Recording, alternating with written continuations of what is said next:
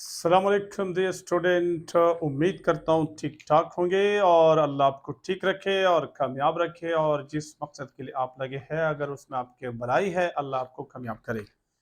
Okay dear student, आज हम test number 4 discuss करते हैं। ठीक है, टेस्ट नंबर 4 और डेट 5 अगस्त 2023 और उन सीरीज का नेम है chemistry MDCAT and ETEA test series, जो कि आप अप्लाई कर सकते हैं पाकिस्तान में किसी भी टेस्ट के लिए जो मेडिकल कॉलेज के एंट्री टेस्ट के लिए हो, और पाकिस्तान से बाहर भी इंडिया में जहां जहां भी यही सिलेबस है, यही टॉपिक्स के रिलेटेड है।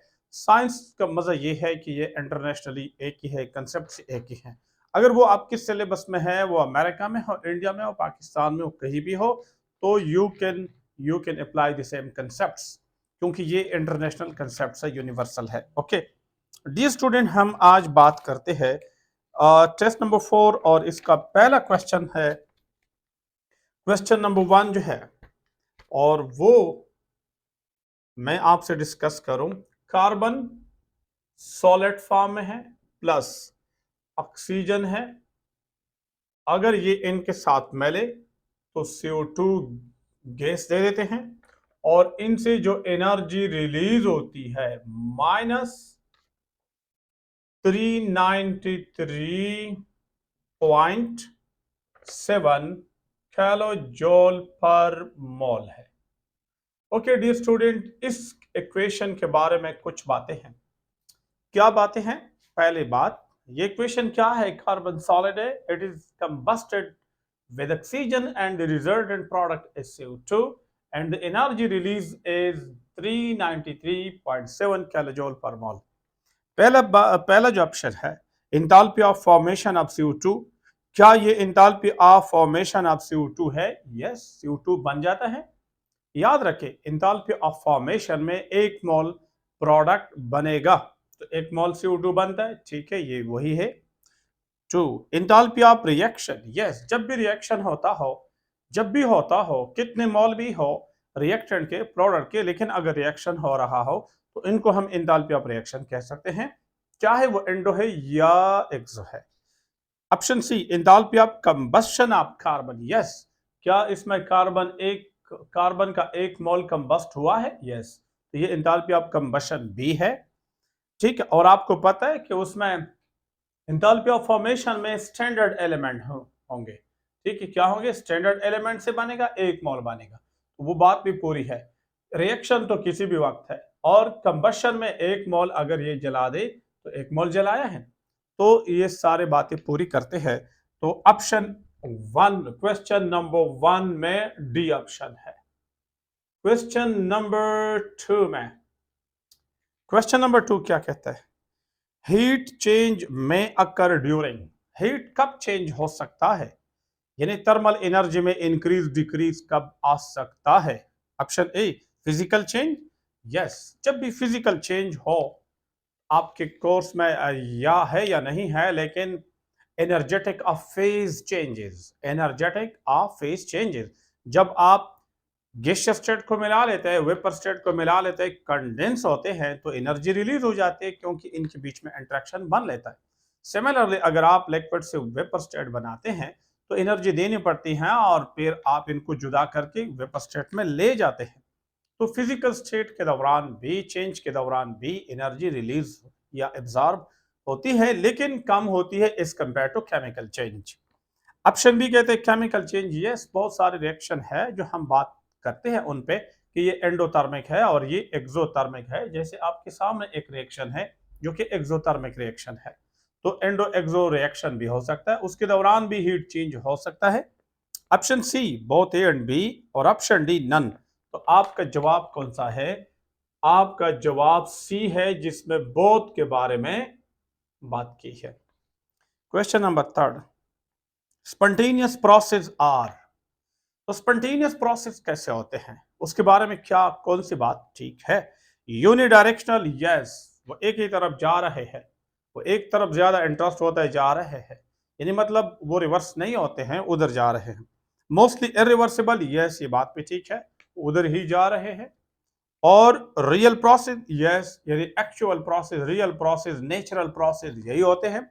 जैसे वाटर हाई अल्टीट्यूड से लोअर की तरफ आ रहा है, वोल्टेज हाई वोल्टेज से करंट लो वोल्टेज की तरफ आ रहा है, हॉट बॉडी से हीट फ्लो करता है कोल्ड बॉडी तक, तो ये नेचुरल उनके डायरेक्शन है। ऐसे केमिकल रिएक्शन भी होते हैं, नेचुरल प्रोसेस होते हैं। कंबशन जब होता है तो जल्दी हो जाता है और फिर स्टार्ट करने के बाद, इग्निशन के बाद कंटिन्यू रहता है।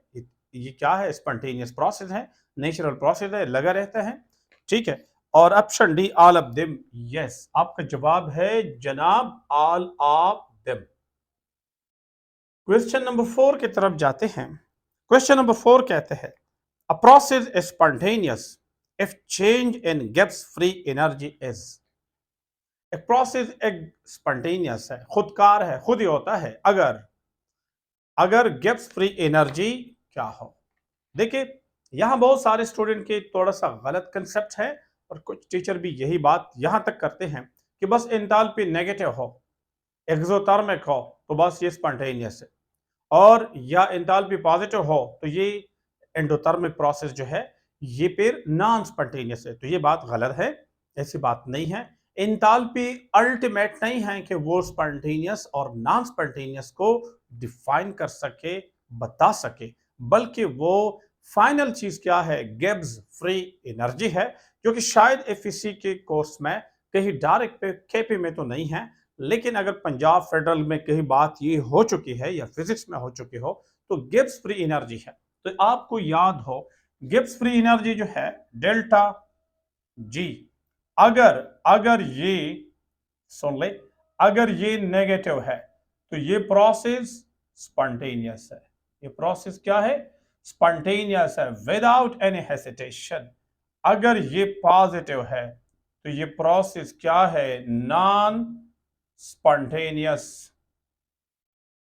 और अगर ये डिल और अगर ये जीरो होता है तो याद रखो एट इक्विलिब्रियम पे ये क्या होता है? ये जीरो होता है। तो गिब्स फ्री एनर्जी में ज्यादा डिटेल में नहीं जा सकता हूं क्योंकि इस लेवल से बात आगे चली जाती है, लेकिन ये वही चीज है जो स्पॉन्टेनिटी को अल्टीमेटली डिपेंड इस पे करता है। इसने डिफाइन करना है कि क्या ये प्रोसेस स्पॉन्टेनियस है, नॉन स्पॉन्टेनियस है, इक्विलिब्रियम पे है। और इसकी जो वैल्यू है Gibbs free energy is equal to H minus T S. देखिए, गिब्स फ्री एनर्जी जो है वो किस चीज पर डिपेंड करता है? एंथैल्पी और टेम्परेचर और entropy. Enthalpy, temperature, absolute temperature and entropy. देखो, अगर इससे नेट जवाब नेगेटिव आता है, देखो कभी कभार ऐसा भी हो सकता है, देखिए सुन ले समझे, अगर ये नेगेटिव है, अगर ये नेगेटिव है तो कुछ लोग कहेंगे स्पॉन्टेनियस प्रोसेस है, लेकिन ऐसा नहीं होता है।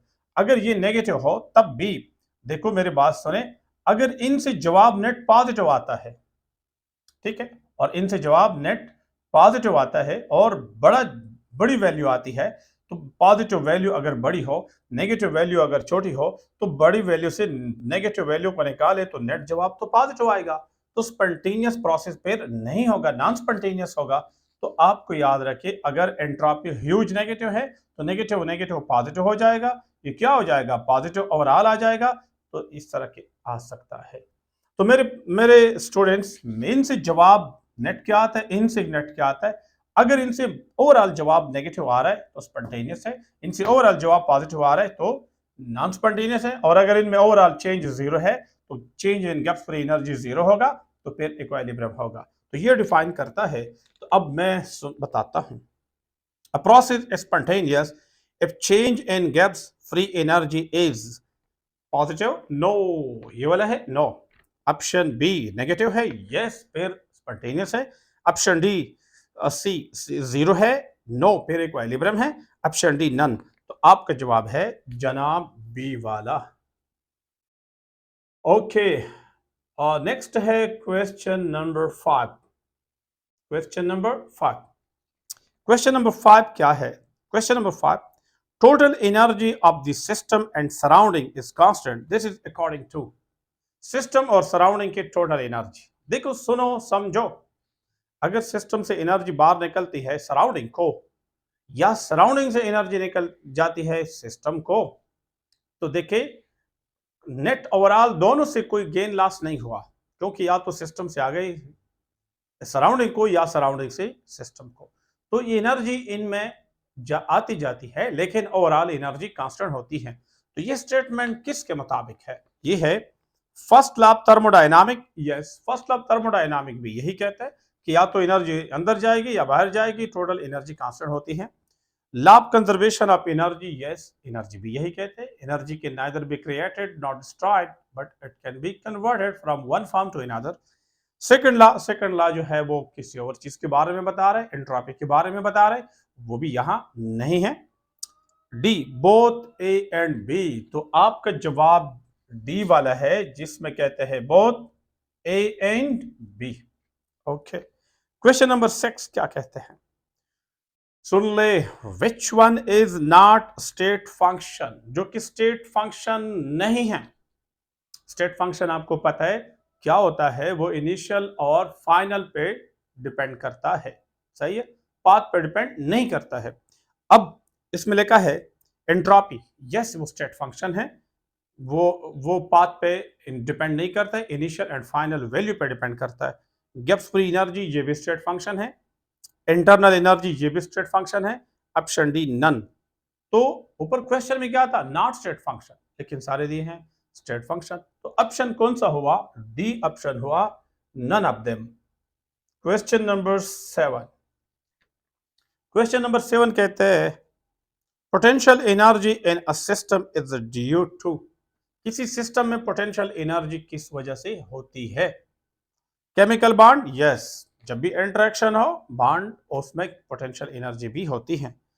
वाटर फॉल्स, सॉरी ये गलत, वंडरफॉल, वंडरवाल फोर्सेस, ठीक है, स्पेलिंग में थोड़ा मिस्टेक है, ठीक है, van der Waals forces, yes van der Waals forces intermolecular force है, तो वो भी है, ठीक है।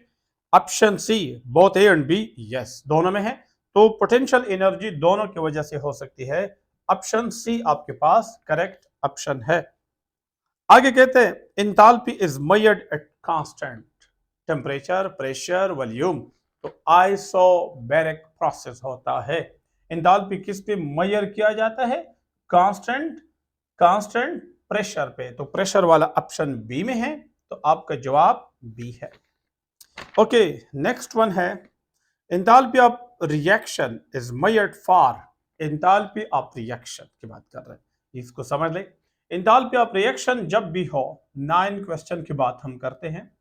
एंथैल्पी ऑफ रिएक्शन जब हो तो इस दौरान प्रोडक्ट 1 मोल भी बन सकता है, 2 मोल भी बन सकते हैं, 0.5 मोल भी बन सकते हैं, कोई पाबंदी नहीं है। लेकिन जब एंथैल्पी ऑफ फॉर्मेशन हो तो प्रोडक्ट 1 मोल बनेगा। तो ये मेन इस क्वेश्चन का कंसेप्ट है। तो कहते हैं enthalpy of reaction is measured for 1 mole product formation, yes no problem. 2 mole product formation, yes 2 भी हो सकते हैं। 0.5 मोल, यस ये भी हो सकते हैं। ऑल ऑफ दीज हो सकते हैं। एंथैल्पी ऑफ रिएक्शन के लिए कोई पाबंदी नहीं है कि आप कितना प्रोडक्ट बनाते हैं। ओके, डी ऑप्शन इसमें ठीक ठाक है। क्वेश्चन नंबर 10 क्या कहते हैं? क्वेश्चन नंबर 10 कहता है which enthalpy is always negative. Which enthalpy is always negative. तो मैं एक सिंपल कंसेप्ट आपको बता दूं। जब किसी प्रोसेस में पार्टिकल करीब आते हैं, इंटरेक्शन बनाते हैं, वही इंटरेक्शन चाहे फिजिकल हो या केमिकल हो, तो इनसे एनर्जी क्या होगी? रिलीज होगी, और ये एंथैल्पी क्या होगी? नेगेटिव होगी। और जब पार्टिकल आप दूर ले जाते हैं, मैं फिजिकल चेंज की बात कर रहा हूं, पार्टिकल आप दूर ले जाते हैं, यानी करीब है दूर ले जाते हैं, तो क्या करेंगे? आप एनर्जी देंगे, यही एंथैल्पी इनकी पॉजिटिव होगी। इसी तरह अगर बॉन्ड बनता हो तो पार्टिकल जब आते हैं, बॉन्ड बनाते हैं, एनर्जी रिलीज होगी।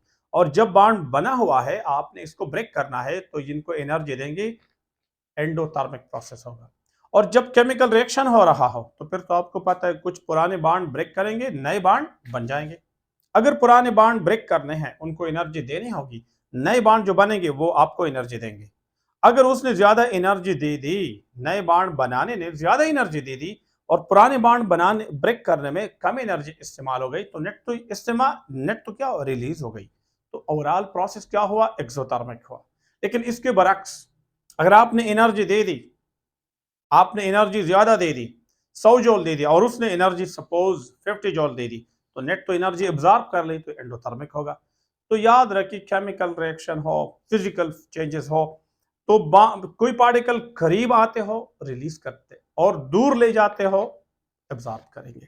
तो ये चीज आपको क्लियर हो। अब इस पे मैं बात करता हूं question number 10, which enthalpy is always negative?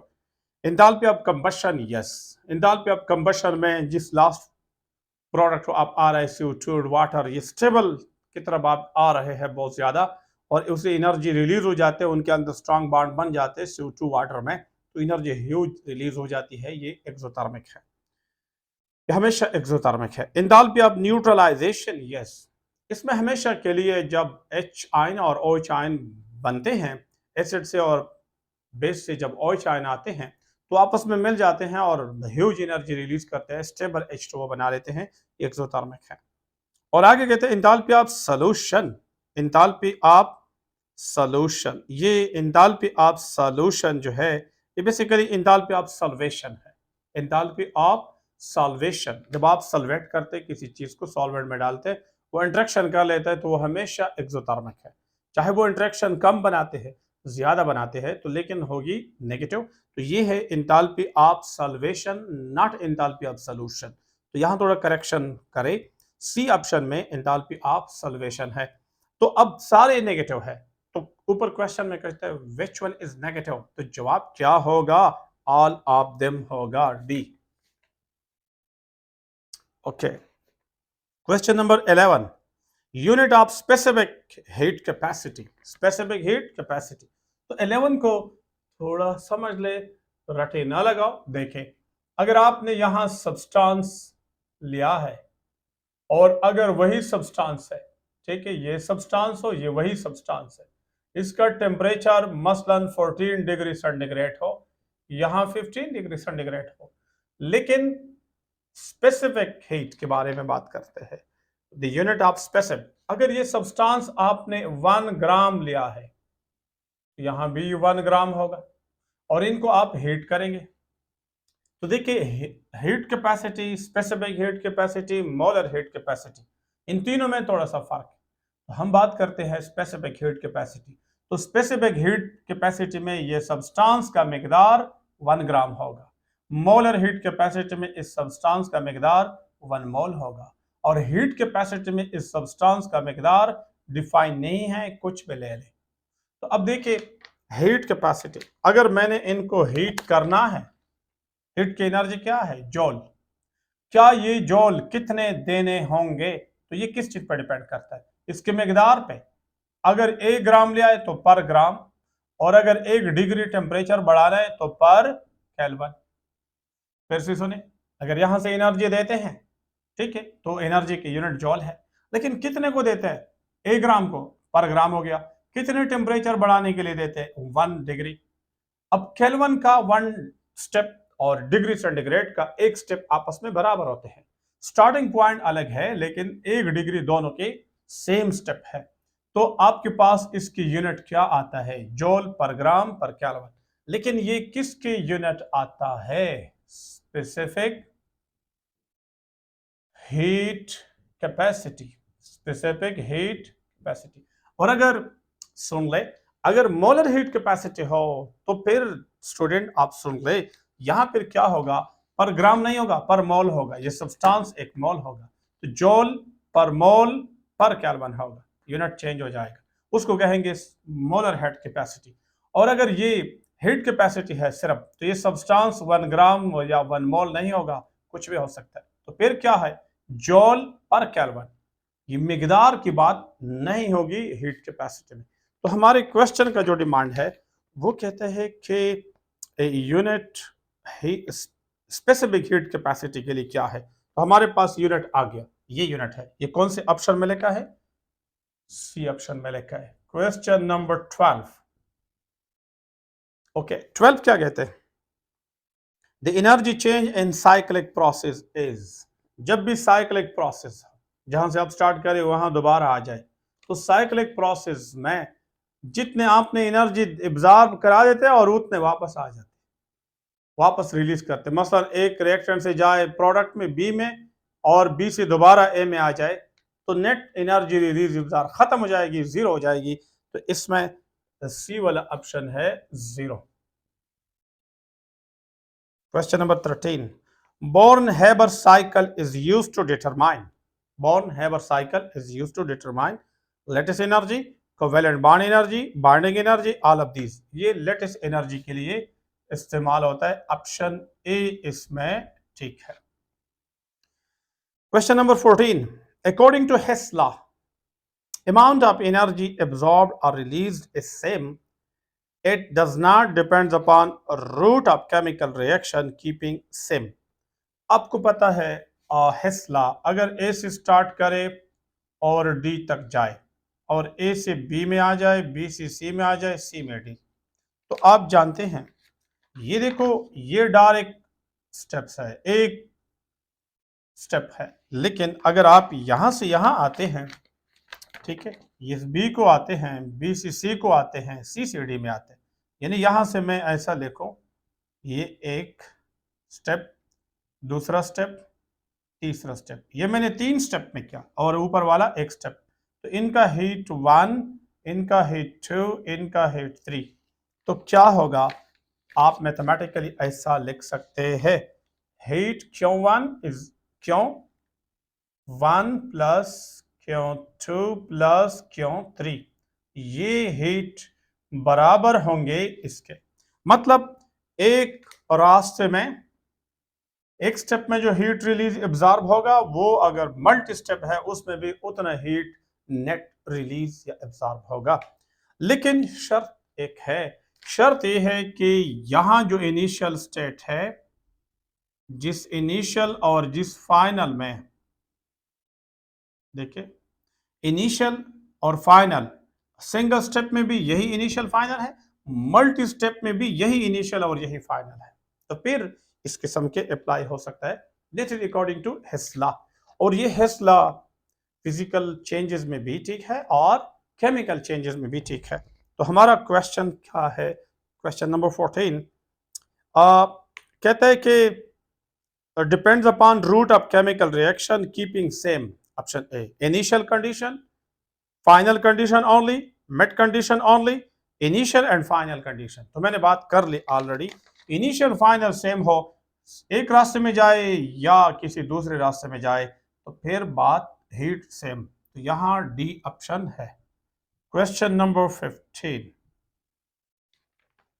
Okay 15 क्या कहते हैं, who applied law of thermodynamic to enthalpy change for the first time.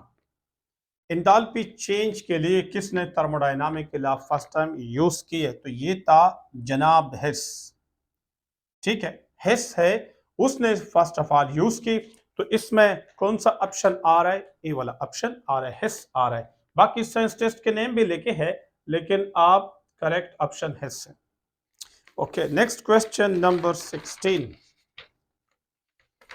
16 क्या कहते हैं, कहते हैं कि enthalpy of neutralization of all strong acid. अब इसको समझ लें क्या कहते हैं, ये है 16, ये कहता है कि अगर स्ट्रॉन्ग एसिड है, मुख्तलिफ एसिड हो, देखिए फॉर एग्जाम्पल HCl NaOH, इनसे बनता है वाटर प्लस सोडियम क्लोराइड और हीट रिलीज होता है -57.4 किलो जूल पर मोल है।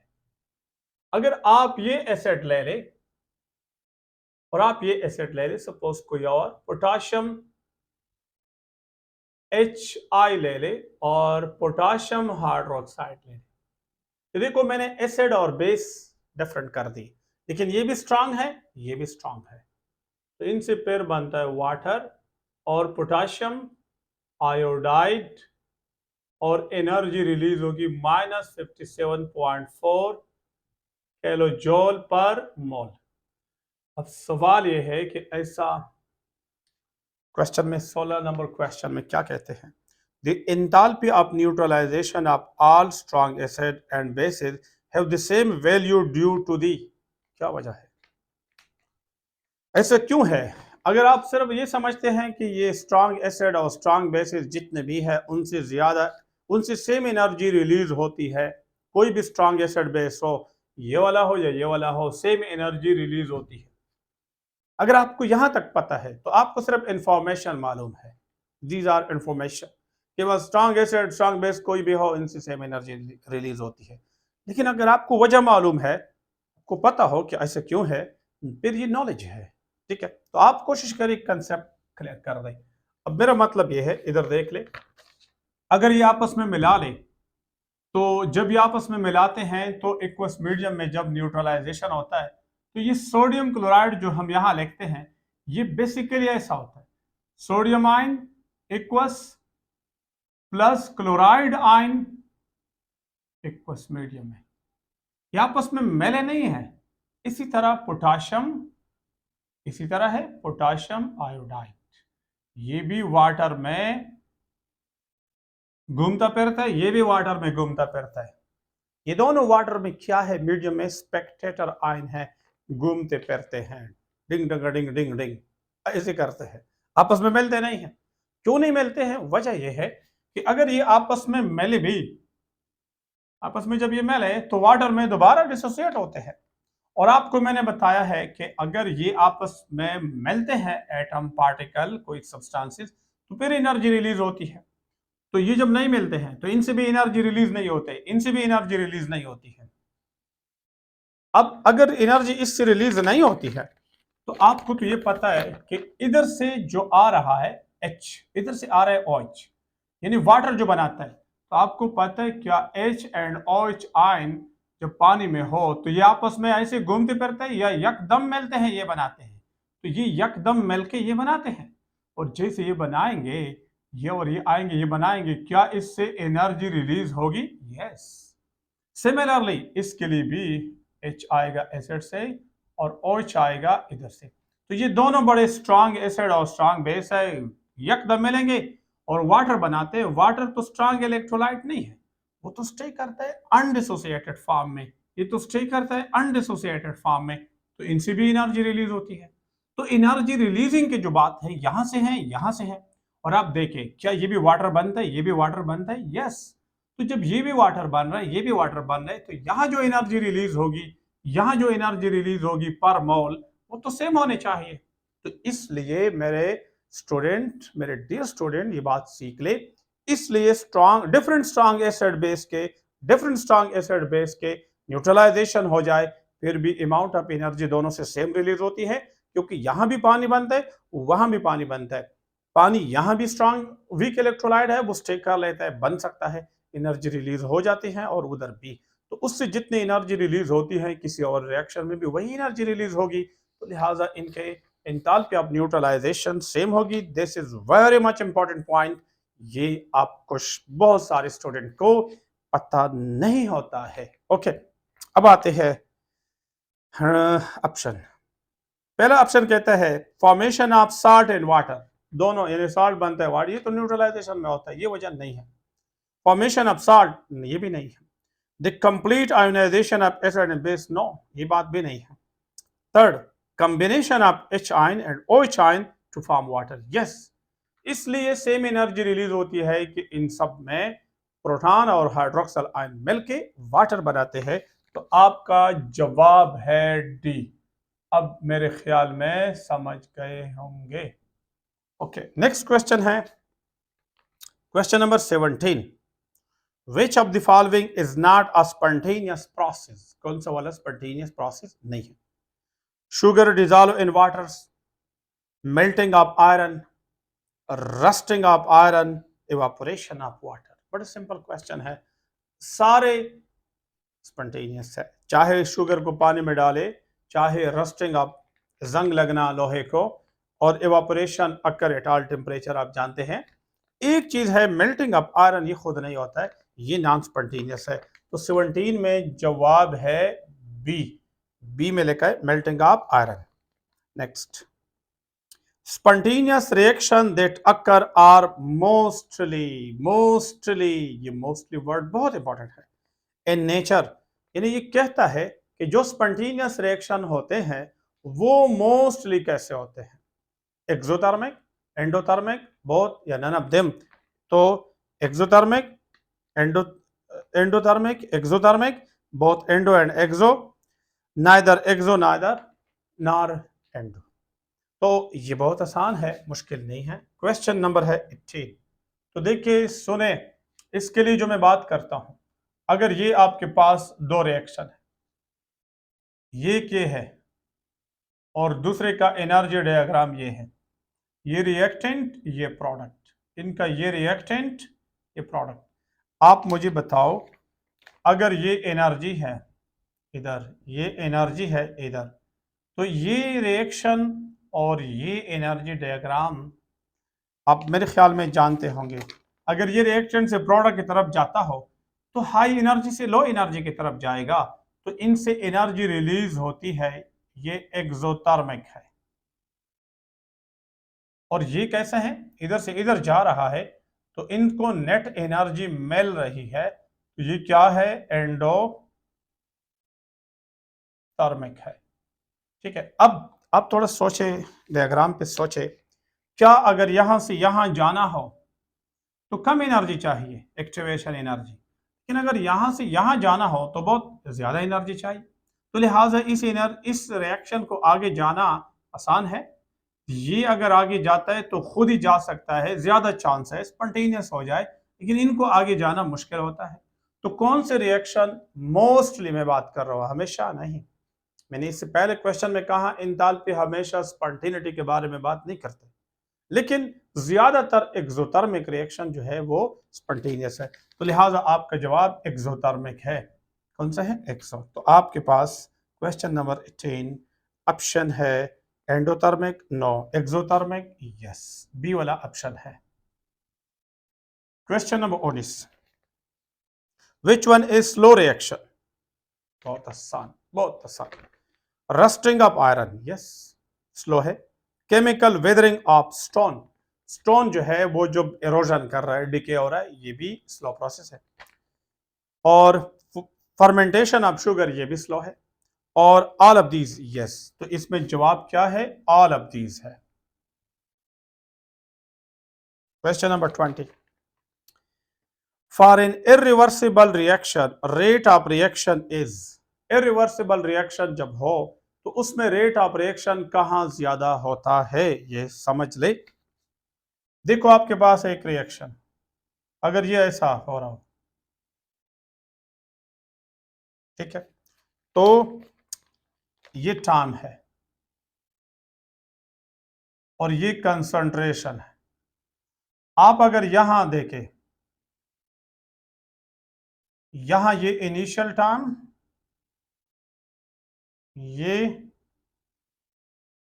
टाइम 1, ये टाइम 2, इसमें कंसंट्रेशन में जो फर्क आता है C1 C2। अब अगर मैं ये रेट मालूम करना चाहता हूं, rate means change in concentration by time. यहां जो रेट होगा इनिशियल रेट स्टार्ट में, अब यहां जो रेट होगा इतना टाइम इधर देता हूं, ये देखिए, ये गैप टाइम 1 टाइम 2, ये गैप इधर, ये कंसंट्रेशन इधर, दोनों को मिला ले तो कंसंट्रेशन इधर। देखो मैंने एक्स एक्सिस पे टाइम लिया है, वो टाइम मैंने सेम दिया, समझ ले। ये टाइम सपोज 5 मिनट है, तो ये भी 5 मिनट है, टाइम मैंने सेम दिया, लेकिन कंसंट्रेशन में जो फर्क आना है, ये देखिए कंसंट्रेशन में फर्क जो आना है और यहां जो कंसंट्रेशन में फर्क आना है, तो C1 से 2 बहुत ही कम फर्क आ गया। अब यहां से जो मैं रेट मालूम करूंगा, रेट, तो वो हो जाएगा change in concentration by change in time. अब मैं आपसे क्वेश्चन पूछता हूं, ये ऊपर वाला जो है इनिशियल रेट है, ये वाला जो है फाइनल रेट है, तो आपने तो टाइम सेम दिया है, आपने टाइम सेम दिया है, ये टी सेम है, लेकिन अगर आप टी सेम रखे, कंसंट्रेशन यहां ज्यादा फर्क आया है और यहां कम फर्क आया है, तो लिहाजा इससे बड़ी वैल्यू आएगी कि नहीं आएगी, डेफिनेटली आता है, इससे बड़ी वैल्यू आती है। तो कौन सा रेट ज्यादा है, इनिशियल रेट ज्यादा है। ओके, एक एक और तरीका वो भी समझा दूं। रेट इज इक्वल टू के, चलो ये रिएक्टेंट कंसंट्रेशन है, ऐसा लिखो, ठीक है। फॉरवर्ड जब रिएक्शन होता है तो के and are.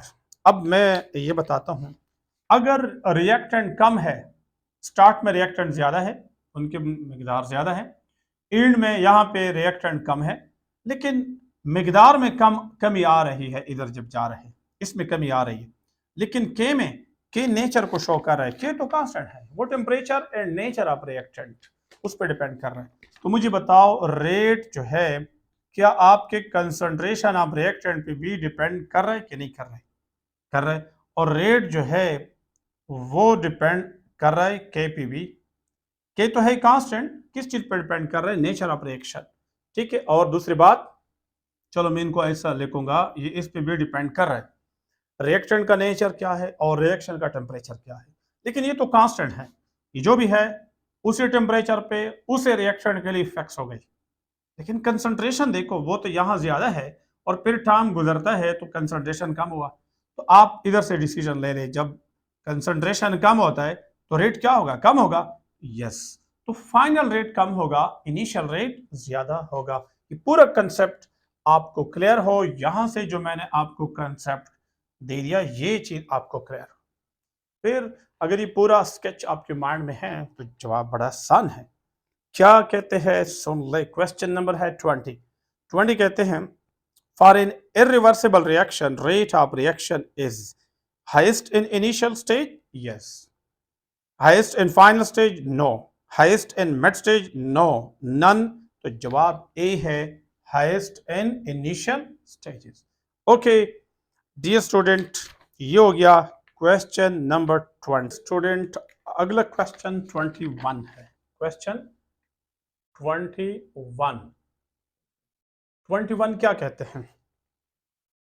Rate constant for a reaction depends upon, rate constant for a reaction depends upon, suppose ये लेते हैं रिएक्शन, अब इसके लिए रेट इक्वेशन लिखो, के एंड ए कंसंट्रेशन, ये इनके लिए क्या है? रेट इक्वेशन है।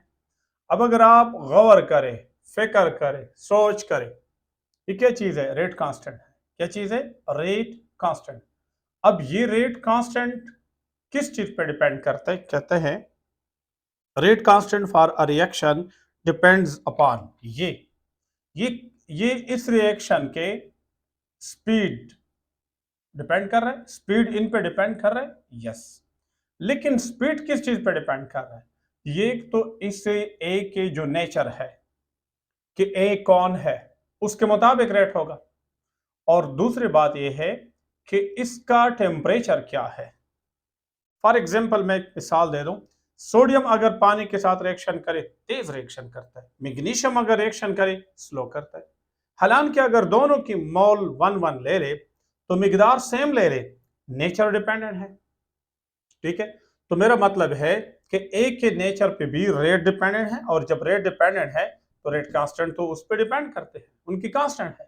तो आपको पता हो, तो rate constant depends upon two things mainly, forward जाना है तो temperature and reactant nature, reverse आना है, रिवर्स रेट कांस्टेंट जो होता है वो नेचर ऑफ प्रोडक्ट जो उधर से आता है वो, और टेम्परेचर ऑफ रिएक्शन। तो ये दो चीजों पर डिपेंड करता है।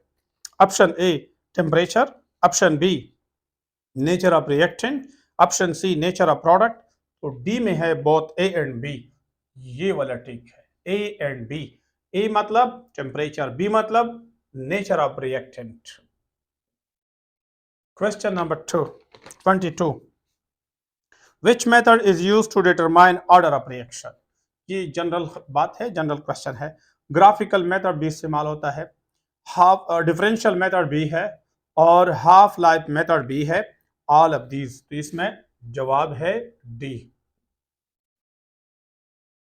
Question 23, substance which improve efficiency of catalyst is called, वो चीज जो कैटलिस्ट को एनहेंस करे, उसके एफिशिएंसी को इंप्रूव करे, उसको हम कहते हैं प्रोमोटर। क्या कहते हैं? प्रोमोटर, या कैटालिस्ट, आप कैटालिस्ट भी कहते हैं। तो यहां जवाब क्या है? Poison no, auto catalyst no, वो अलग चीज है, promoter yes, positive catalyst no. तो यहां जवाब है प्रोमोटर, तो सी वाला ऑप्शन ठीक है। 24 question 24, metallic catalyst are badly affected by oxide of. जो मेटल के कैटालिस्ट होते हैं वो ज्यादातर किस से इफेक्ट होते हैं? नंबर वन, कौन से ऑक्साइड? सल्फर के ऑक्साइड से yes, arsenic oxide yes, iron no, both A and B.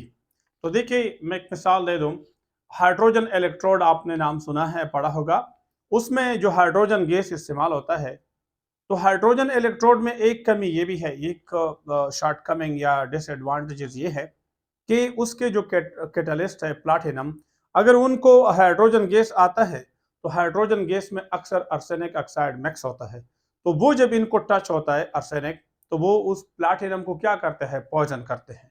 ठीक है, तो कौन कौन से पॉइजन इस्तेमाल होते हैं जनरली? ये एज अ पॉइजन काम करते हैं, सल्फर के ऑक्साइड हो, आर्सेनिक के ऑक्साइड हो।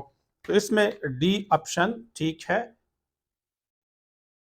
Question 25, catalyst decreases enthalpy of. बड़ा अच्छा क्वेश्चन है, इधर देखें, अब इसको समझ ले। अगर एक रिएक्शन है, ये इधर से इधर हो रहा हो, मैंने एंडोथर्मिक रिएक्शन ले लिया, एंडोथर्मिक, ये इनकी एनर्जी है। तो जब ये कैटलिस्ट के बगैर होता हो, ठीक है, कैटलिस्ट इन्वॉल्व नहीं है, सपोज इनका ये पाथ है, लेकिन अगर ये कैटलिस्ट के मौजूदगी में हो, तो थोड़ा सा पॉजिटिव कैटलिस्ट के मौजूदगी में, तो क्या हो जाता है? इनका एक्टिवेशन एनर्जी कम हो जाता है। अब ये देखो, यहां से जो एक्टिवेशन एनर्जी कम हो गई है, पहले इधर था ट्रांजिशन स्टेट, अब ट्रांजिशन स्टेट यहां आया है। तो पॉजिटिव कैटलिस्ट क्या करते हैं? वो रिएक्शन के लिए रास्ते को आसान करते हैं। जब रिएक्शन के लिए रास्ते को आसान करते हैं, तो अब पहले उस रास्ते से जा रहा था, अब ये नीचे रास्ते से जाएगा। लेकिन ये बात आपके जहन में हो कि कैटलिस्ट ने इसके एंथैल्पी, इसके एनर्जी, इसकी स्टेबिलिटी को डिस्टर्ब नहीं किया, और इसी तरह कैटलिस्ट ने इसकी भी जो है स्टेबिलिटी को डिस्टर्ब नहीं किया। ना कैटलिस्ट ने इसको डिस्टर्ब किया, ना कैटलिस्ट ने इसको डिस्टर्ब किया, बल्कि ट्रांजिशन स्टेट को नीचे लेकर आया, स्टेबल किया। तो आपको ये पता हो, लेकिन पॉजिटिव कैटलिस्ट हो। तो अब मैं जवाब ढूंढता हूं, देखें, कहते हैं catalyst decreases enthalpy of reactant no, product no, transition state yes, all of them no। तो कौन सा जवाब है? सी वाला, transition state. Question 26, rate equation for a reaction is given.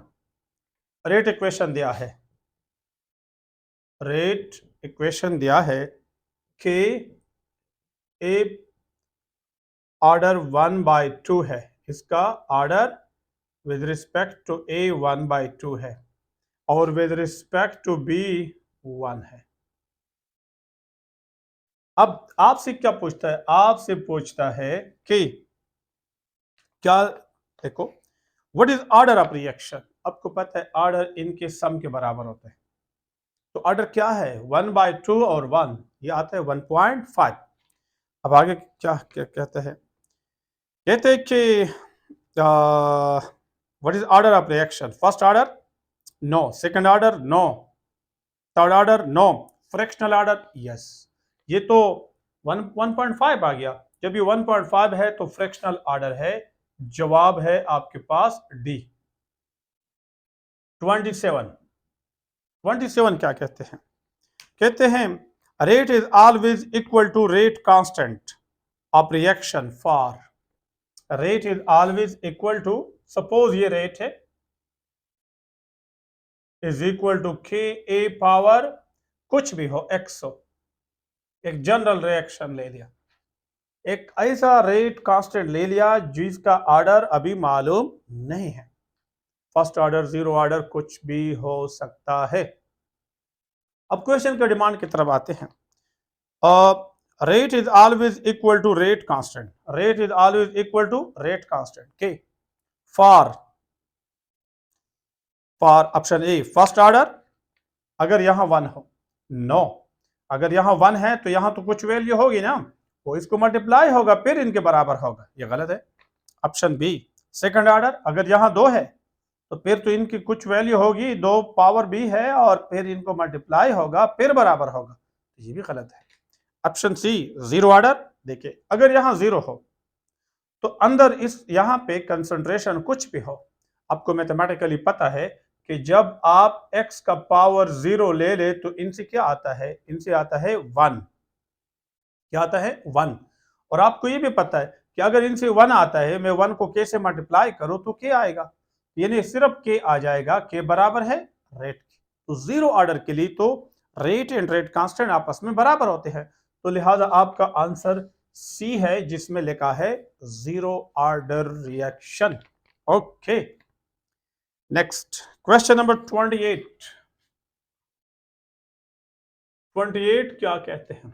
28 कहते हैं for gaseous reactant and product which one is correct।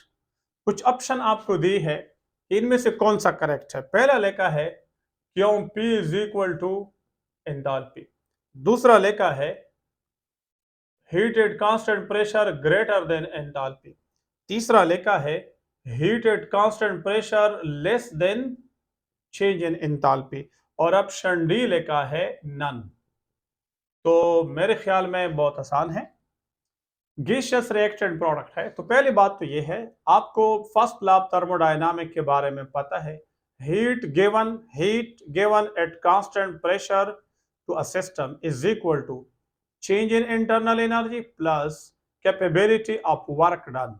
Work done हम ऐसा लिखते हैं, प्रेशर कांस्टेंट है और वॉल्यूम में चेंज है, ये फर्स्ट लॉ ऑफ थर्मोडायनामिक है। और फिर आप एंथैल्पी के बारे में जानते हैं, change in internal energy plus PV work done. अगर आप ये देखें, ठीक है, और यहां वॉल्यूम चेंजेबल है, यहां भी वॉल्यूम चेंजेबल, यहां भी change, pressure constant constant, heat at constant pressure की बात की है, और एंथैल्पी तो वैसे भी एट कांस्टेंट प्रेशर होता है। तो अब अगर आप इक्वेशन 1 2 को कंपेयर करें तो क्या heat at constant pressure is equal to change in enthalpy? Yes. तो आपका जवाब कौन सा हुआ? ये हुआ, और ये कहां पे है? ए पे मौजूद है। ओके पाकिस्तानियों, नेक्स्ट 29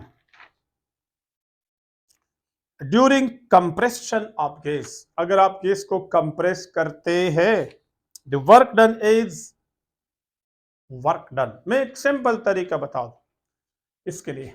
अगर आपके पास ये सिस्टम है, ये क्या चीज है? सिस्टम है, ये सीख ले।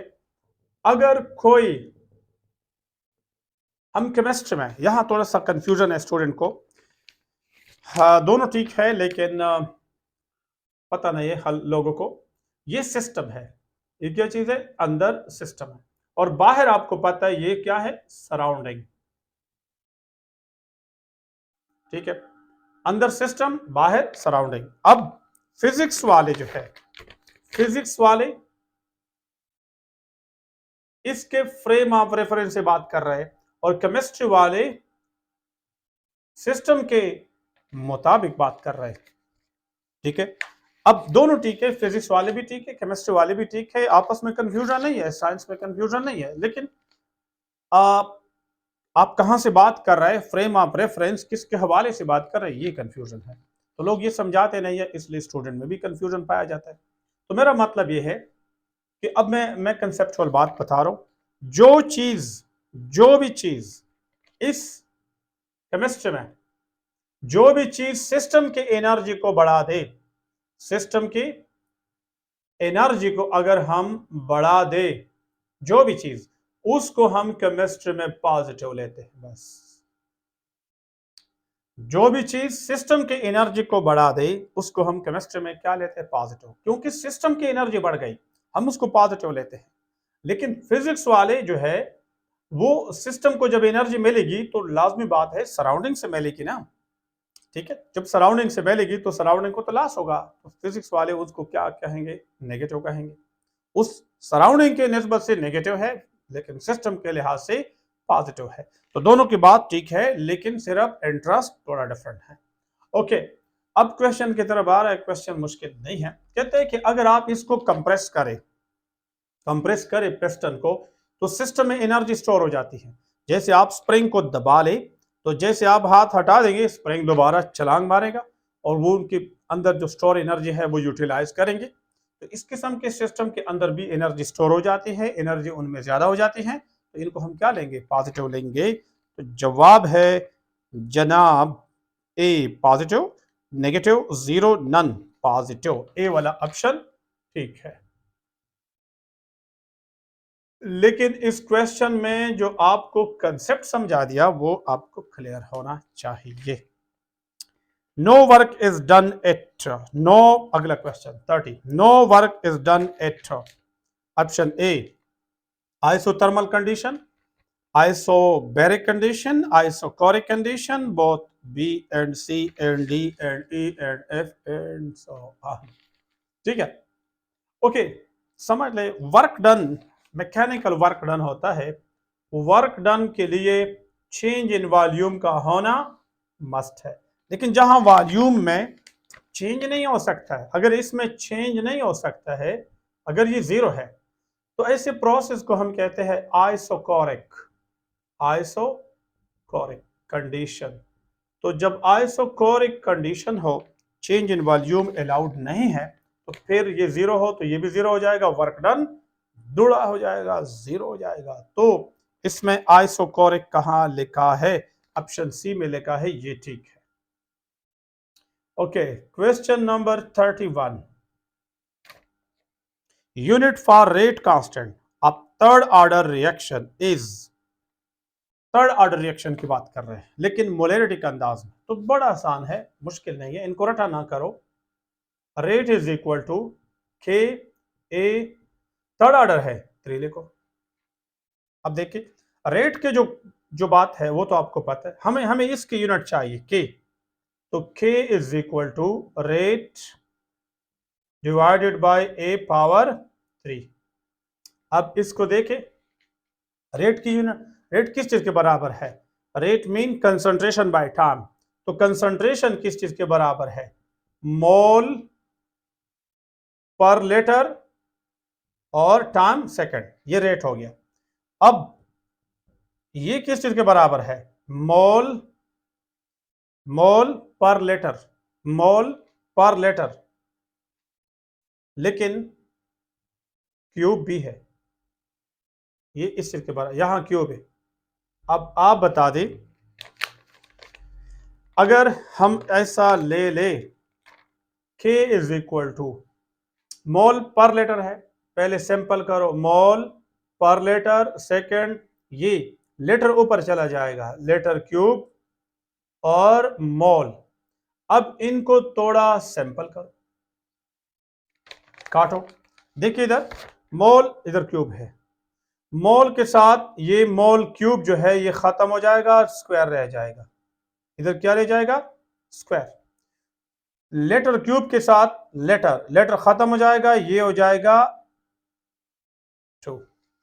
तो आपके पास इससे जो आता है, यहां कर लेता हूं, k इज इक्वल टू, ये खत्म हो गया, लेटर स्क्वायर हो गया और सेकंड मौजूद है और पर मोल मौजूद है और सेकंड भी मौजूद है। अब अगर आप थोड़ा सोचें, आपको पता है मोलैरिटी, मोलैरिटी किस चीज के बराबर है? मोलैरिटी बराबर है मोल पर लीटर, मोलैरिटी m से लिखते हैं, ये बराबर है मोल पर लीटर। लेकिन अगर मैं इनको इन्वर्स कर तो पर molar is equal two litre by mole, और अगर ये लीटर स्क्वायर हो, मोल स्क्वायर हो, तो मोलैरिटी इनवर्स 2 हो जाएगा, लीटर स्क्वायर और मोल भी स्क्वायर। तो देखिए, अब ये देखो, क्या ये इस किस्म का है? यस। तो K is equal to molarity inverse और सेकंड ऊपर कर दो, पर सेकंड।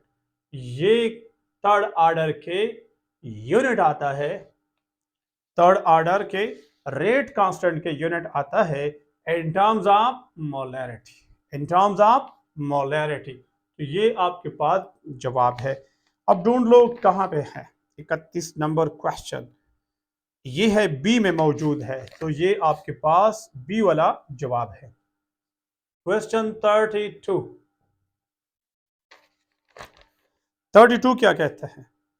रेट डिटर्मिनिंग स्टेप कौन सा होता है? स्लो स्टेप और last step, first step, fast step? न फर्स्ट सेकंड थर्ड की बात नहीं है, स्लो फास्ट की है, तो स्लो स्टेप होता है। तो इसमें सी वाला ऑप्शन मौजूद है। क्यों ये रेट डिटर्मिनिंग है, इन पे फिर कहीं बात हो जाएगी। एक कंसेप्चुअल जोन है, जब मैं सबको एक्सप्लेन करता हूँ इतना डीप तो फिर बहुत टाइम लगता है एक पेपर को एक्सप्लेन करते करते। ये तो एक कंसेप्चुअल जोन से क्वेश्चन होता है ना, कंसेप्चुअल जगह से, तो उस कंसेप्ट के पीछे जाना होता है, तो उस एक ही बात पे 15-20 मिनट लगते हैं। तो फिर पेपर में तो 56 क्वेश्चन है, तो फिर ये बहुत लेंथी डिस्कशन बन जाता है। ओके, तो मैं थोड़ा सा इसलिए आसान क्वेश्चन को जल्दी करा देता हूँ। Which block element behave as a good catalyst? 33 सबसे अच्छे कैटालिस्ट कौन से है? डी ब्लॉक है, तो वो कहाँ है? सी वाला।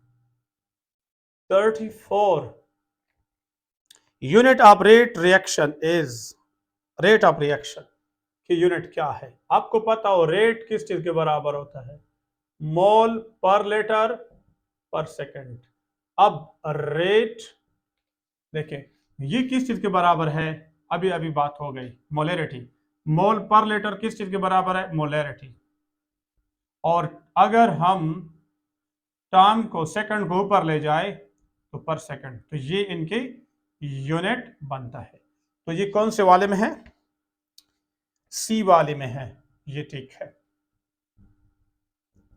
Question 35 activation energy depends upon, activation energy, अगर आप ये रिएक्शन ले ले, ये एनर्जी हो, तो याद रखिए यहां से यहां जाना किस चीज पे डिपेंड करता है? देखिए, फर्स्ट ऑफ ऑल रिएक्टेंट के नेचर पर डिपेंड करता है। अगर रिएक्टेंट में मजबूत बॉन्ड है तो इनको ऊपर ले जाना बड़ा मुश्किल होगा, तो एक्टिवेशन एनर्जी ज्यादा होगी। यहां क्या लिखा है? बॉन्ड एनर्जी ऑफ रिएक्टेंट, पहला ऑप्शन बहुत जबरदस्त है, ठीक है। Bond energy of product, no, उधर के हमें कोई जरूरत नहीं है, इधर से जाना है। टेम्परेचर ऑफ रिएक्शन, कुछ लोग गलत समझते हैं कि ये टेम्परेचर पर डिपेंड करते हैं, ये नहीं करते हैं, ठीक है, ये नहीं करते हैं, उनको पता नहीं है। देखो, मैं अगर टेम्परेचर बढ़ा दूं, तो मैं इस रिएक्टेंट को तकड़ा करूंगा कि चलो जाओ उस एक्टिवेशन एनर्जी लेवल तक जाओ, लेकिन इसका ये मतलब नहीं है कि मैंने वो एक्टिवेशन एनर्जी को नीचे लेकर आया, मैंने उसको नीचे नहीं लाया है। जैसे आप गाड़ी को चढ़ाई पे लेकर जा रहे, आप गाड़ी को मोशन में लेकर जा रहे हैं और वो चढ़ाई को क्रॉस कर लेता है, चला जाता है, लेकिन इसका क्या मतलब हुआ? आपने गाड़ी को तकड़ा किया या आपने वो चढ़ाई को कम किया? तो चढ़ाई तो कम नहीं की ना, हमने एक्टिवेशन एनर्जी को कम नहीं किया। अगर हम टेम्परेचर को ज्यादा करें, हमने वो रिएक्टेंट मॉलिक्यूल को इसके काबिल बना दिए कि वो उधर चले जाए। क्वेश्चन इस किस्म का 2019 ईटा में आया था। क्यों आया था, किसने दिया था, किस लेवल का क्वेश्चन था, ये अलग बातें हैं, मैं आपके साथ फिर कभी शेयर कर लूंगा, ठीक है। लेकिन बहुत सारे अच्छे अच्छे कुछ टीचर ने भी कहा तो ये क्वेश्चन गलत है। क्वेश्चन गलत नहीं है अगर किसी का कंसेप्ट क्लियर हो, समझ आ रही बात। तो ये कंसेप्ट ये है कि टेम्परेचर उस एक्टिवेशन एनर्जी को कम नहीं करते, टेम्परेचर वो रिएक्शन मॉलिक्यूल को तकड़े करके ले जा रहे हैं, ठीक है ना। तो यहाँ एक्टिवेशन एनर्जी किसी खास रिएक्शन के लिए खास होती है, ठीक है, और वो डिपेंड करता है कि आप ज्यादा टेम्परेचर दे दे तो शॉर्ट टाइम में कर लेंगे, ठीक है। तो यहाँ लिखा है bond of reactant, bond energy of product, temperature of reaction both B and C, तो इसमें जवाब ए वाला मौजूद है, bond energy of reactant. Question number 36 which statement is correct? All activated complex convert into product, simple बात है, जो यहां तक जा चुके होते हैं एक्टिवेटेड कॉम्प्लेक्स, वो 100% यहां जा नहीं जाते हैं, कुछ इधर भी आते हैं। तो बस इस क्वेश्चन का भी इस किस्म का आंसर है, यानी मतलब इन दोनों डायग्राम पे, एक ही डायग्राम पे दोनों क्वेश्चन हो सकते हैं। कुछ आगे आते, रिवर्स आते हैं, कुछ आगे जाते हैं। तो ऑप्शन सी कहता है some activated complex convert into reactant यानी वापस आते हैं, and some convert into product यानी आगे जाते हैं। तो सी वाला ऑप्शन ठीक है। 7 unit of rate constant is mole पर लीटर पर सेकंड फॉर, मैंने तरीका समझा दिया, ठीक है। तो ये जीरो ऑर्डर के लिए है, किसके लिए है? Zero order. जीरो ऑर्डर कहां पे है? डी है। अगर आप यहां देखें तो यहां से भी हो सकता है मोल पर लीटर पर सेकंड, जीरो ऑर्डर हो, यहां मैं लिख भी चुका था। अगर ये जीरो हो, ये देखो जीरो हो, तो ये तो खत्म हो गया। अब रेट इज इक्वल टू के, तो के की यूनिट रेट की यूनिट होगी, और रेट की यूनिट क्या है? रेट की यूनिट हमने ऑलरेडी यहां निकाली है, मोल पर लीटर पर सेकंड है। ओके, तो question number 38, reaction with low activation energy are usually, जिसके एक्टिवेशन एनर्जी लो हो, ये कम हो, तो वो तेज जाएंगे ना। आगे क्या लिखा है? स्लो, फास्ट, एंडोथर्मिक, रिवर्सिबल, तो ये क्या है? बी ऑप्शन है। क्वेश्चन नंबर 39, कहते हैं कि आसान है बिल्कुल, हाफ टाइम का डिफिनीशन है, हाफ लाइफ, जितना अमाउंट ऑफ रिएक्शन लिया है कितने टाइम में वो हाफ रह जाता है, हाफ चला जाता है, उस टाइम को क्या कहते हैं? हाफ लाइफ कहते हैं। तो सिंपल ये बात है। तो इसका ऑप्शन है क्वेश्चन नंबर 39 में option A, reaction life no, half life yes, ideal life no, half reactant no. इसका जवाब है बी। क्वेश्चन नंबर 40 में कहता है 40 what is the order of reaction if rate law, बड़ा आसान है, रेट लॉ दिया है, ये है 40 में बात करते हैं के ए पावर 1 और बी पावर -0.5, तो इनसे नेट क्या आता है? इधर से ये निकाल दे, तो के ओवरऑल ऑर्डर में इसके लिखने की जरूरत भी नहीं है। अब इसको देखिए, इसको अगर प्लस माइनस करे तो 0.5 आता है ना, 0.5 मीन फ्रैक्शनल ऑर्डर है। तो जवाब क्या है? Option A 1, option B 0.5, option C 2, option 0.5 है, बी ऑप्शन ठीक है। 40 में बी ऑप्शन ठीक है। ओके स्टूडेंट, अगले क्वेश्चन पे बात करते हैं। 41 कहता है 41 ये कहता है कि अगर आपके पास ये रिएक्शन है 2a प्लस बी और बना लेता है a to b, कहते हैं कि if the concentration of A is doubled and that of B is halved then the rate of the reaction will be, अगर हम रेट लेके K, ठीक है, 2,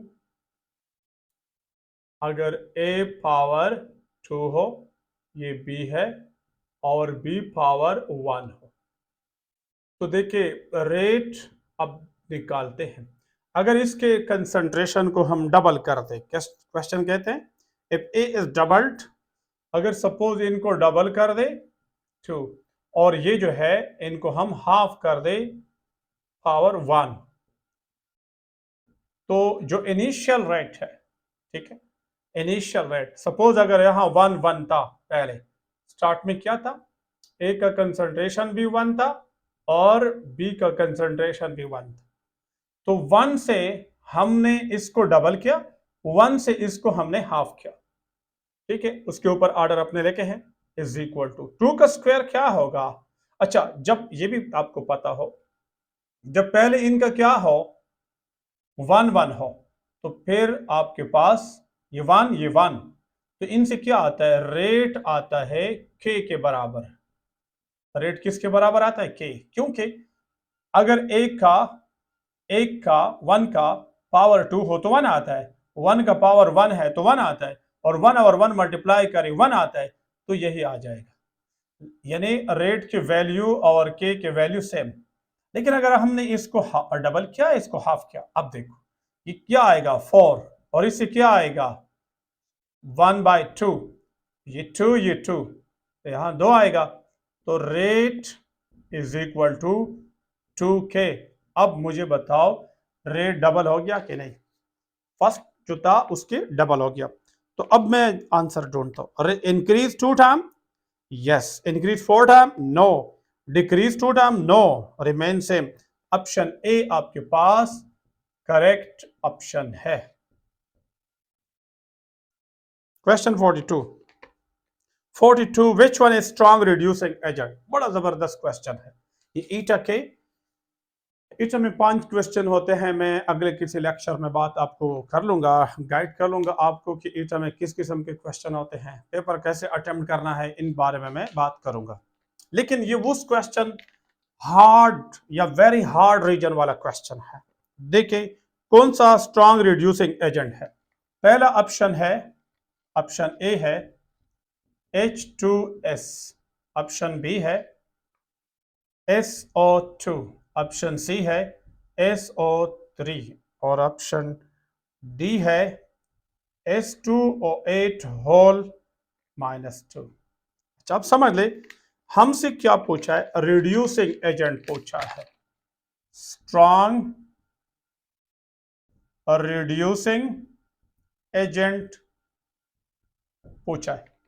तो कैसे करेंगे आप, देखें सुने समझे।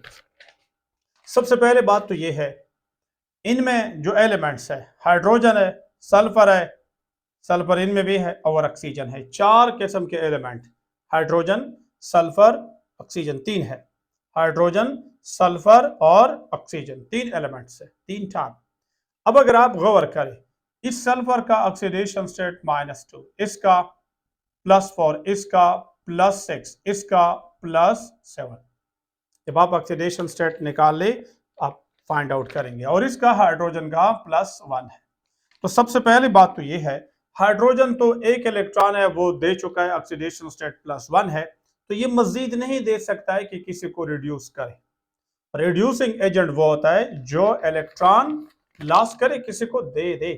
तो हाइड्रोजन में ये पोटेंशियल अब मजीद नहीं रहा है, इलेक्ट्रॉन देने वाली पोटेंशियल नहीं। अब हम बात करते हैं अगर हाइड्रोजन में नहीं है तो हम देखते हैं किसमें ये पोटेंशियल ज्यादा है। ऑक्सीजन यहां देखो -2 ऑक्सीडेशन स्टेट में है, -2 में है, -2 में है।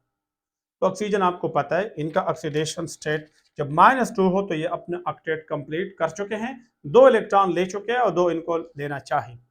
मैं अगर सल्फर पे बात करूं तो सल्फर वैरायटी में है, +2 +4 +6 +7।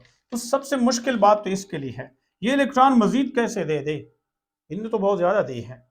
ये तो हाईली इलेक्ट्रॉन लेने वाला है, ऑक्सीडाइजिंग एजेंट है, पावरफुल। तो ये जब इलेक्ट्रॉन लेगा तो देता तो नहीं है ना, तो रिड्यूसिंग एजेंट तो ये नहीं है, ये तो कंपटीशन से बिल्कुल बाहर कर दे ये सल्फर।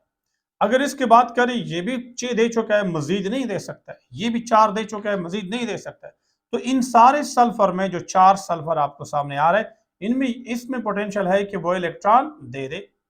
यस, अब चलो सल्फर में से तो मुकाबले के लिए कौन आ गया, ये आ गया, और हाइड्रोजन मुकाबले से बाहर हो गया, तो सल्फर के साथ ऑक्सीजन का मुकाबला हुआ।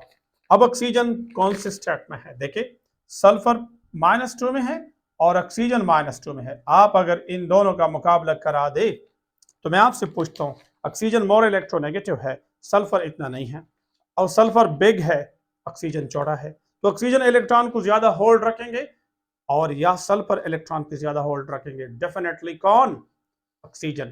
तो सल्फर इलेक्ट्रॉन देना पसंद करेंगे, लेकिन ऑक्सीजन इलेक्ट्रॉन देना इतना पसंद नहीं करेंगे। तो आप मुझे बताओ कौन सा वाला स्ट्रॉन्ग रिड्यूसिंग एजेंट हुआ, सल्फर।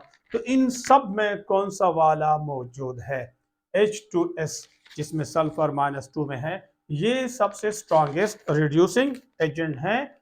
ओके डियर स्टूडेंट, आगे जाते हैं।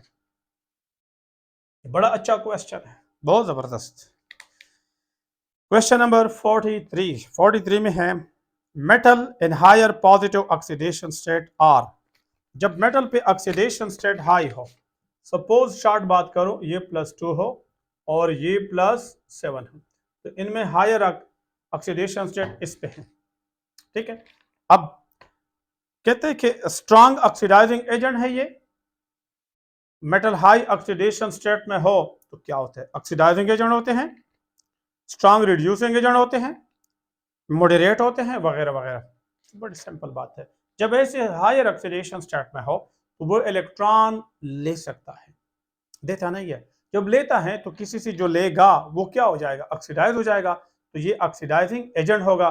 तो लिहाजा इसमें जवाब ऑक्सीडाइजिंग एजेंट वाला है, ए वाला ऑप्शन ठीक है।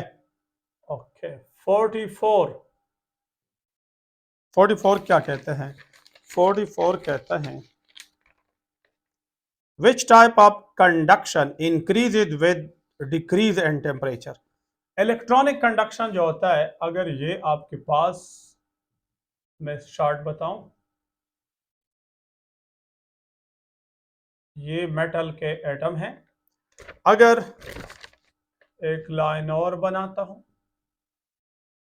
देखिए इस मेटल में फ्री इलेक्ट्रॉन होते हैं, फ्री इलेक्ट्रॉन। तो पहले ये फ्री इलेक्ट्रॉन रैंडम होते हैं, लेकिन जब आप इनको इलेक्ट्रिकल फील्ड अप्लाई करते हैं तो फिर ये स्ट्रीमलाइन होते हैं। क्या होते हैं, स्ट्रीमलाइन, ऐसे लाइन में हो जाते हैं, यानी एक तरफ जाने के काबिल हो जाते हैं। लेकिन अगर आप इनको, इस मेटल को गर्म करते, सपोज इसको गर्म करते हैं, तो आपको पता है जब गर्म कर लेते हैं तो इनके अंदर जो इलेक्ट्रॉन है ये, वो तो सीधे इधर जा रहे थे ना, लेकिन आप जब गर्म करेंगे तो आप बता दी क्या ये मेटल अब एटम जो है वो वाइब्रेशन करेंगे, ऐसे ऐसे वाइब्रेशन भी करेंगे, यस। तो जब ये वाइब्रेशन करेंगे तो वो जो इलेक्ट्रॉन फ्लो है उसके रास्ते में क्या हो जाएगा, रुकावट आ जाएगा। एटम जब ऐसे वाइब्रेशन करते इलेक्ट्रॉन यहां से जाते हैं तो ये इनके रुकावट बनता है, तो रुकावट बनेगा, कंडक्टिविटी सफर होगी, कम होगी। तो इलेक्ट्रॉनिक कंडक्शन टेम्परेचर बढ़ाने से कम होती है और टेम्परेचर कम करने से ज्यादा होती है। ये इनमें कंसेप्ट है। तो इसमें लिखा है which type of conduction increases with decrease in temperature, यानी उनके उलट ये इलेक्ट्रॉनिक कंडक्शन है। ए इलेक्ट्रॉनिक कंडक्शन मीन कि इलेक्ट्रॉन की वजह से conduction. Question 45 during redox reaction which of the following change of the element involved, number of electron, proton और ग्रुज। तो रिडॉक्स रिएक्शन में कौन इन्वॉल्व होता है, इलेक्ट्रॉन, ए ऑप्शन ठीक। 46 during electrolysis of electrolyte negative ion पे क्या होता है। जब इलेक्ट्रोलिसिस होता है याद रखे, ठीक है, ये याद रखे कि नेगेटिव आयन ने कहा जाना होता है। सपोज अगर ये नेगेटिव आयन है और चलो ऐसा लिखते हैं X नेगेटिव है और M पॉजिटिव है, तो यहां जो इलेक्ट्रोड होगा, ठीक है, अगर ये पॉजिटिव है और ये नेगेटिव है तो एनोड है कैथोड है, ये इधर आएगा, ठीक है, X पॉजिटिव की तरफ आएगा, एनोड पे आएगा और इलेक्ट्रॉन छोड़ेगा, लॉस करेगा, ऑक्सीडेशन हो जाएगा। तो अब देख ले,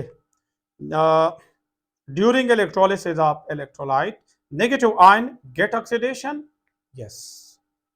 ऑप्शन ए में लिखा है get reduction, no. Option B में लिखा है get oxidation, yes. Move toward cathode यानी उधर जा रहा है, नो।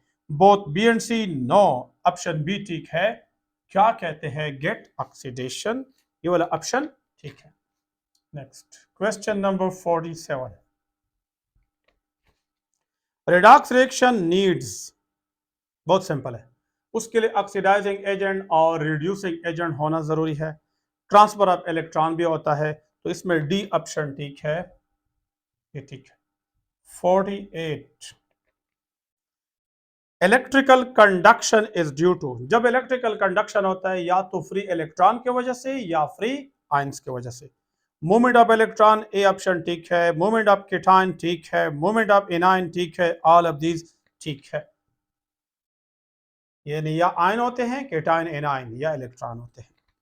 49 इंस्पेक्शन मेथड, एक मेथड हम इस्तेमाल करते हैं, ठीक है, जिसको हम कहते हैं इंस्पेक्शन मेथड। आखिर में हम अपने अंदाजे के मुताबिक एटम को बैलेंस करते हैं। तो वो इस्तेमाल कौन से वाले बैलेंसिंग ऑपरेशन में होता है? Option A ion electron, no.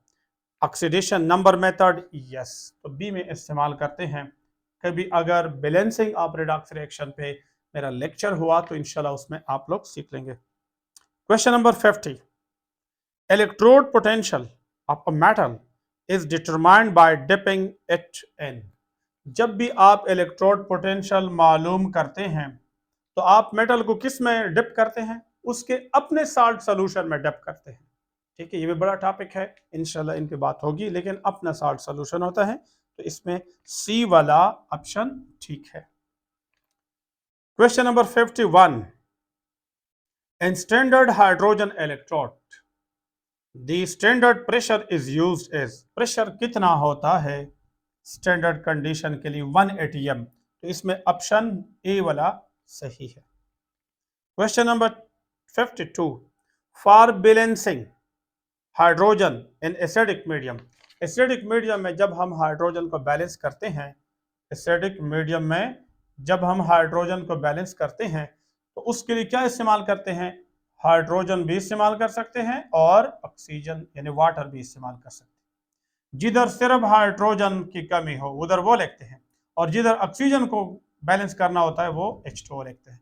तो इसमें ऑप्शन आ रहा है जनाब जनाब जनाब डी वाला, both A and B, D option. Question number 53, वो क्या कहते हैं? वो कहते हैं when zinc rod is dipped in its salt solution, तो जिंक सल्फेट सॉल्यूशन, देन इधर देखें, ऐसा मैं डायग्राम बना लूं। अगर आपके पास ये रॉड हो जिंक का, ये डिप कर दे, किस किस का? ये है जिंक का रॉड, और यहां जिंक आयन हो और सल्फेट आयन हो, ठीक है, उसका सॉल्यूशन हो जिंक। अब देखिए ये रॉड किसी के साथ कनेक्टेड नहीं है, बस यहां तक है। अब दो किस्म के प्रोसेस हो सकते हैं, या तो यहां से जिंक आते हैं, ठीक है, ऑक्सीडेशन हो जाता है, और इनसे जो इलेक्ट्रॉन चले जाते हैं वो यहां तक जाते हैं लेकिन आगे नहीं जा सकते हैं, तो इसी पे स्टोर हो जाते हैं इलेक्ट्रॉन। फिर क्या करते हैं, यहां जिंक जो है वो यहां आ जाता है, डिपॉजिट होता जा रहा है और इलेक्ट्रॉन लेता जा रहा है, तो यहां पे होता है रिडक्शन, और ये वाला जो है इसको हम क्या कहेंगे? इसको हम कहेंगे ऑक्सीडेशन। तो ऑक्सीडेशन भी होता है और रिडक्शन भी होता है, दोनों जारी रहते हैं। तो मैं इनको ऐसा लिख सकता हूं, जिंक और जिंक +2 प्लस इलेक्ट्रॉन, तो ये दोनों प्रोसेस जारी होते हैं। इधर से इधर ऑक्सीडेशन है, वापस आना रिडक्शन है, तो इनके बीच में इक्विलिब्रियम पाया जाता है जब तक इस रॉड को किसी के साथ कनेक्टेड ना हो। अगर किसी के साथ कनेक्ट कर दे, अगर वो इलेक्ट्रॉन लेने वाला है तो इलेक्ट्रॉन का फ्लो स्टार्ट हो जाएगा उधर, अगर वो इलेक्ट्रॉन देने वाला है तो इलेक्ट्रॉन का फ्लो आ जाएगा इधर। ओके, तो इसमें लिखा है dynamic equilibrium exist between oxidation and reduction, C वाला ऑप्शन ठीक है। Question 54, oxidation state of carbon, ये कंपाउंड है एल्यूमिनियम बाई कार्बोनेट, ठीक है। तो इसमें कार्बन का ऑक्सीडेशन स्टेट क्या है? बहुत सिंपल है, मुश्किल नहीं है। देखिए, सबसे पहली बात तो यह है कार्बोनेट का ऑक्सीडेशन स्टेट -1 होता है, लेकिन कार्बोनेट अगर 2 हो या 3 हो या 50 हो या 100 हो, नो प्रॉब्लम, लेकिन कार्बोनेट ये 3 है। इस कार्बोनेट का ऑक्सीडेशन स्टेट जो होता है, सॉरी ये -1 नहीं -2 होता है, कार्बोनेट का ऑक्सीडेशन स्टेट -2 होता है ओवरऑल। जब -2 है, अब अगर यहाँ 100 लिखो 2 लिखो, मैंने एक कार्बोनेट आयन लिखा, 100 में भी -2 होता है हर एक पे, और एक में भी ऐसा होता है। अब कार्बन के ऑक्सीडेशन स्टेट निकालना है, ओवरऑल कितना है? ओवरऑल ऑक्सीडेशन स्टेट -2 है। ओवरऑल कितना है? -2 है। ऑक्सीजन की कितना है? -2, कितने ऑक्सीजन है? 3। कार्बन का कितना है? 1 नंबर है और x ऑक्सीडेशन स्टेट। तो अब देखते हैं, टोटल आता है -2, तो 2 3 6, x minus 6 is equal to -2। 6 को उधर ले जाओ, x इज इक्वल टू 6 -2, तो x इज इक्वल टू +4। तो कार्बन का ऑक्सीडेशन स्टेट कितना आ रहा है? +4। तो इसमें +4 ऑप्शन है डी में। क्वेश्चन नंबर 55 कहता है विच one is strong reducing agent. बड़ा जबरदस्त क्वेश्चन है, और क्वेश्चन जो था इसकी तरह है, लेकिन क्वेश्चन चेंज है। स्ट्रॉन्ग रिड्यूसिंग एजेंट, एक आपके पास ये है, इधर ऑप्शन में लिखता हूं, एक ऑप्शन आपके पास ये है, एक ऑप्शन आपके पास ये है, एक ऑप्शन आपके पास ये है, ठीक है, ये आपके पास 4 ऑप्शन। और दूसरा लास्ट ऑप्शन है ऑल सेम। तो देखिए रिड्यूसिंग एजेंट इलेक्ट्रॉन देने वाला होगा, क्या होगा? देने वाला। तो आप थोड़ा कंपैरिजन करें, इसका ऑक्सीडेशन स्टेट +5, इसका +3, तो ये नाइट्रोजन, ये नाइट्रोजन, ये नाइट्रोजन, कौन कैपेबल है कि इलेक्ट्रॉन दे? तो एमंग द नाइट्रोजन ये इलेक्ट्रॉन देगा, रिड्यूसिंग एजेंट होगा।